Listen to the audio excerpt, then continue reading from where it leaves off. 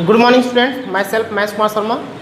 आज हम स्टार्ट करते हैं क्लास 11 की अकाउंटेंसी, जिसमें कि क्लास 11 की जो अकाउंटेंसी है इसमें हम लोग जनरल स्टार्ट किए हैं। तो आप लोग जनरल के एक वीडियो मैंने बनाया है और अपलोड किया है।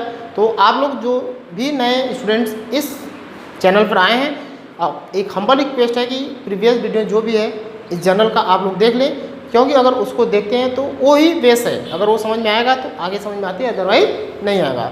तो आज हम लोग स्टार्ट करते हैं रूल्स ऑफ जनरलाइजिंग, मतलब कि जनरल के रूल्स क्या क्या हैं, कौन कौन से रूल्स हैं उसको हम देखेंगे।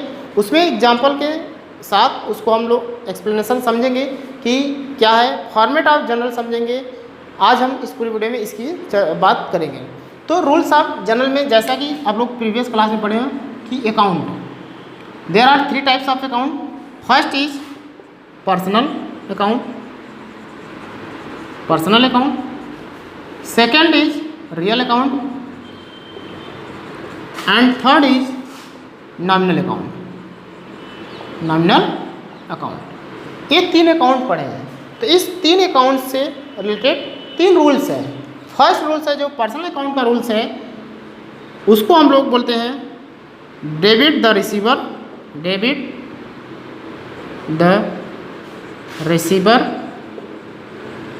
And credit the giver. इसका मतलब कि पर्सनल अकाउंट से जो भी रिलेटेड ट्रांजैक्शंस होगा उसमें जो रिसीव करने वाला पर्सन होगा उसको हम डेबिट करेंगे, और जो गिवर इट मीन्स कि गिव करने वाला देने वाला होगा उसको हम लोग क्या करेंगे, क्रेडिट करेंगे। उसी तरह से रियल अकाउंट के भी रूल्स हैं कि debit the comes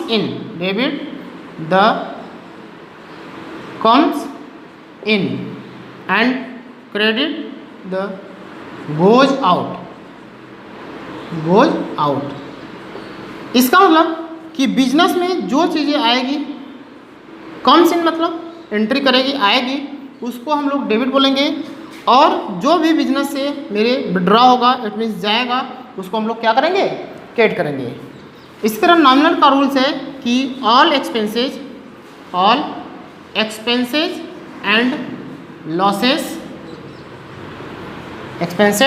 and losses are debit and all income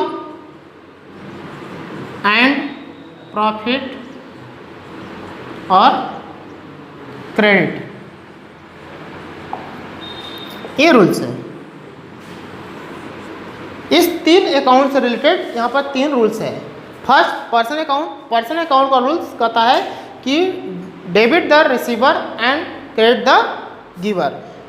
real account का रूल्स यह है कि what is comes in debit, जो भी चीज़ें बिजनेस में आएगी उसको हम डेबिट बोलेंगे। व्हाट इज गोज आउट, जो भी चीज़ें बिजनेस से हमारे विड्रॉ होगी इट मीन्स जाएगी, उसको हम लोग क्या करेंगे, क्रेडिट करेंगे।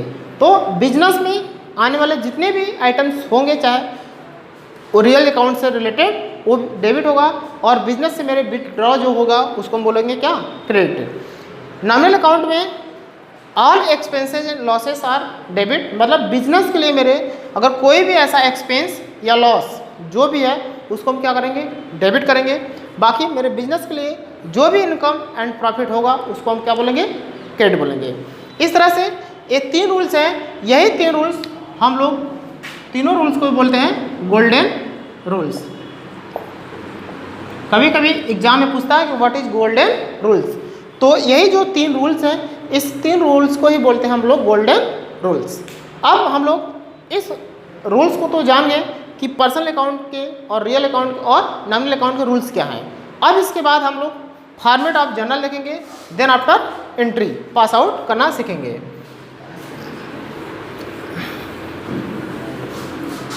तो अब हम देखेंगे फॉर्मेट ऑफ जनरल, कि जनरल का जो फॉर्मेट होता है वह क्या होता है। तो उसको देखते हैं हम लोग। फॉर्मेट ऑफ जनरल, जो जनरल का फॉर्मेट होता है वो इस तरह होता है।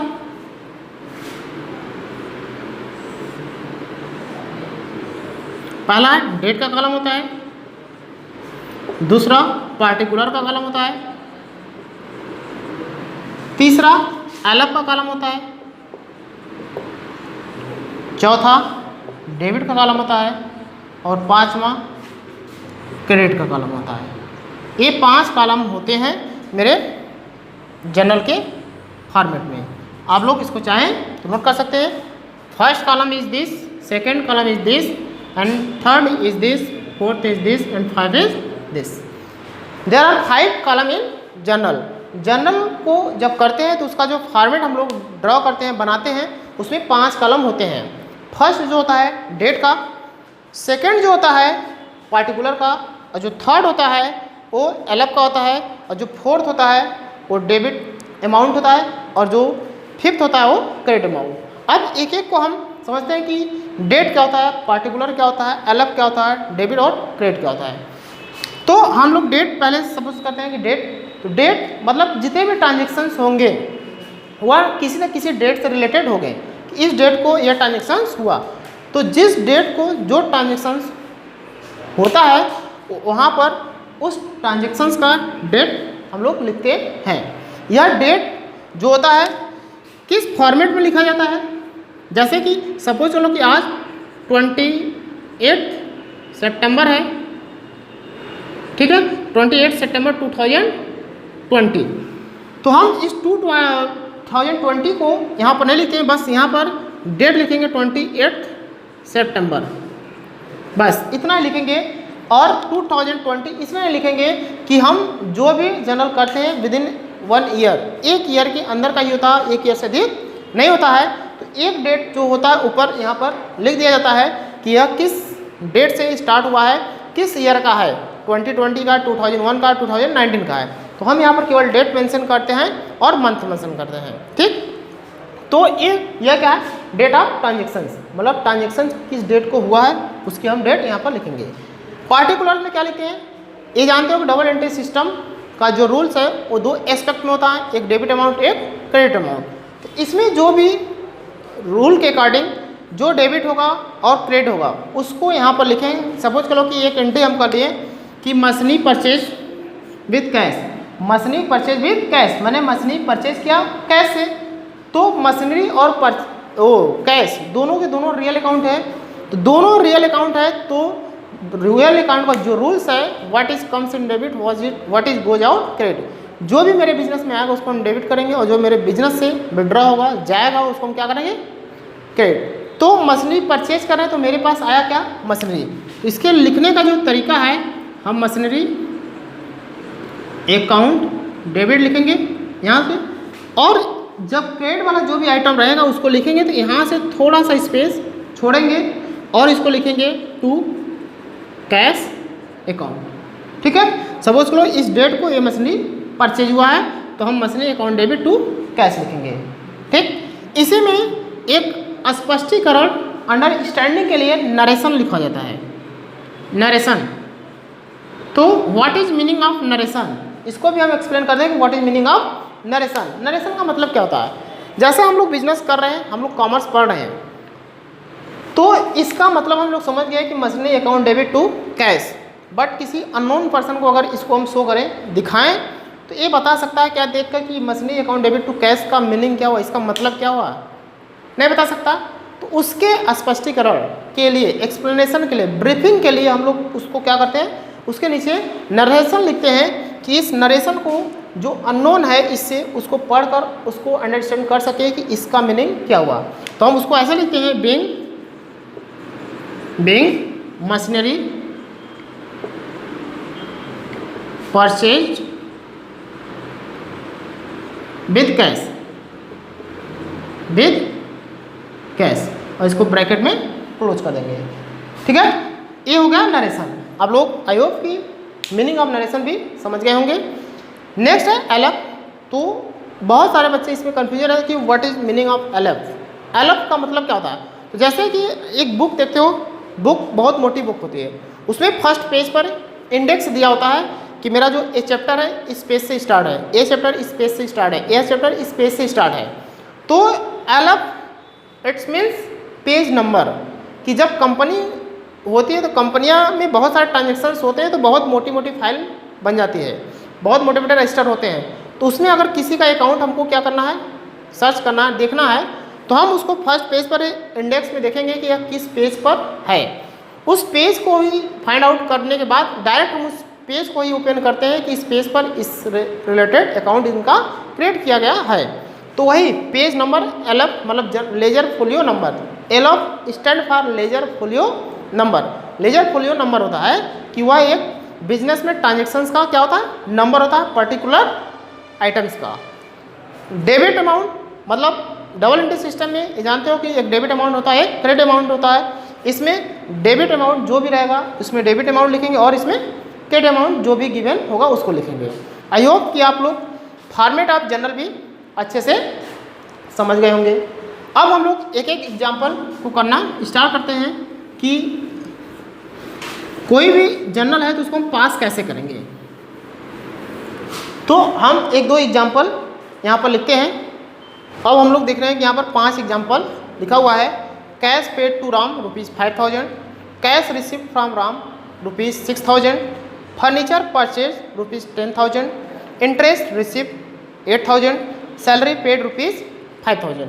अब इस 5 ट्रांजेक्शन्स दिए हैं। अब इसका हम लोग जर्नल कैसे पास करते हैं, तो इसको हम लोग करने का जो एकदम परफेक्ट रूल्स है उसके अकॉर्डिंग हम लोग इसको कैसे एंट्री करेंगे एक देखते हैं कैसे।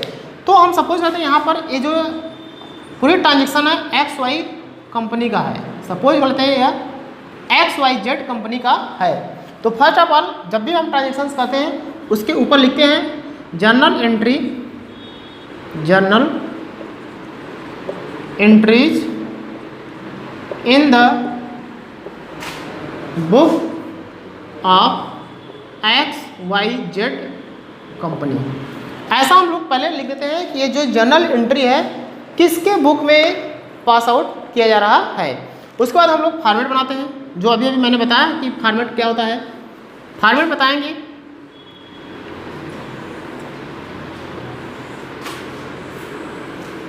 इसमें फर्स्ट कॉलम डेट का होता है, सेकंड पार्टिकुलर का होता है, पार्टिकुलर्स होता है, नेक्स्ट होता है LF का, और उसके बाद होता है अमाउंट डेबिट, उसके बाद अमाउंट क्रेडिट। ये 5 कॉलम हो गए। इस तरह से कॉलम तैयार करने के बाद यहाँ पर कोई डेट मेंशन वगैरह नहीं किया गया है, इसलिए हम फर्स्ट सेकंड थर्ड करना स्टार्ट करते हैं। तो फर्स्ट क्या है, कैश पेड टू राम। अब यहाँ पर कोई भी ट्रांजेक्शन जो भी होगा उसका जर्नल हम करते हैं। तो एज ए बिजनेस अपने आप को समझ करना कि यहाँ पर सपोज करो कि ये क्या है, बिजनेस है, यहाँ पर ओनर है। तो ओनर क्या करता है, अपना खुद का ट्रांजेक्शन जो भी करता है वो अपना जर्नल कर लेता है, इसका जर्नल नहीं किया जाता। बट बिजनेस जो होता है हमको बिजनेस के पर्पस से जो भी ट्रांजेक्शन होगा उसका एंट्री करना है। हमको इसका कुछ भी नहीं करना है, इससे हमको कोई लेना नहीं है। जो बिजनेस है हमको एज ए बिजनेस सपोज करना है कि हमारा जो भी एज ए बिजनेस है उस बिजनेस के अकॉर्डिंग मेरा क्या हो रहा है उसके अकॉर्डिंग हम रूल्स अप्लाई करेंगे। उसके बाद जो भी होगा हम उसको लिखेंगे। कैश पेड टू राम, जैसे मेरा XYZ कंपनी है, हम कैश पेड कर रहे हैं राम को, तो राम एक पर्सनल अकाउंट है। तो जब एक कैश पेड कर रहे हैं तो ये रिसीव करने वाला कौन है, राम है। तो जब राम रिसीव कर रहा है तो पर्सनल अकाउंट के रूल्स होते हैं कि receiver the debit and giver the credit. तो रिसीव करने वाला कौन है, राम। तो हम लिखेंगे क्या है यहाँ पर, Ram's account, Ram's account debit क्या रिसीव कर रहा है, कैश, तो टू कैश अकाउंट। ठीक, अब राम्स अकाउंट डेबिट कितने से होगा, 5000 से, और क्रेडिट भी कितने से होगा, 5000 से। ठीक, उसके बाद यहाँ पर ब्रीफिंग में इसके लिखेंगे being paid cash to Ram. इसका मतलब क्या हुआ कि हम राम को क्या है, कैश पेड किए। कितना किए, 5000 रुपये। अब एक एंट्री होने के बाद यहाँ से यहाँ तक लाइन क्या करेंगे, ड्रॉ करेंगे। यहाँ पर एक एंट्री क्या होगी, समाप्त हुई। अब हम सेकंड वाला कर देखेंगे। सेकंड क्या कर रहा है कि कैश रिसिप्ट फ्रॉम राम। मेरा बिजनेस है, हमने राम से रिसीव किया कितना 6000, तो गिवर कौन है, राम है।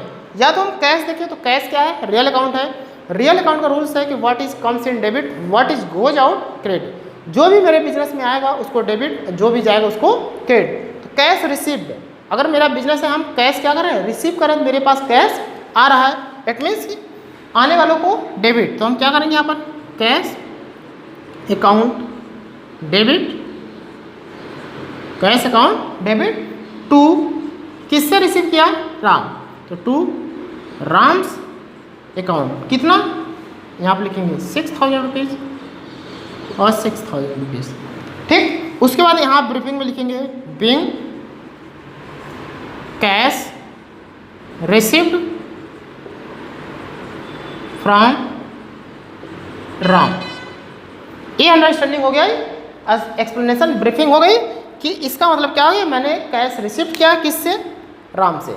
जब ये खत्म हुआ तो यहाँ भी एक लाइन क्या करेंगे, ड्रॉ करेंगे। इसका मतलब क्या हुआ कि यहाँ से दूसरी एंट्री क्या हो गई, खत्म हुई। अब हम नेक्स्ट देखेंगे, नेक्स्ट क्या करा है, फर्नीचर परचेज।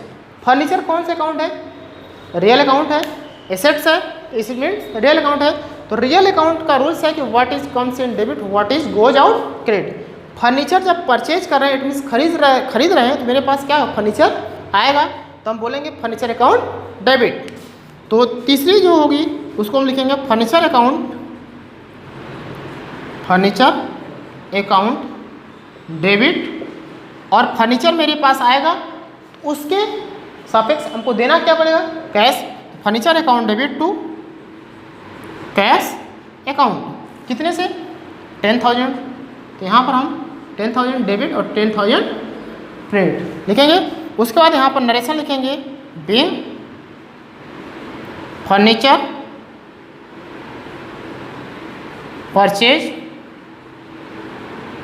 विद कैश, मतलब हमने कैश के साथ फर्नीचर को क्या किया, परचेज कर लिया।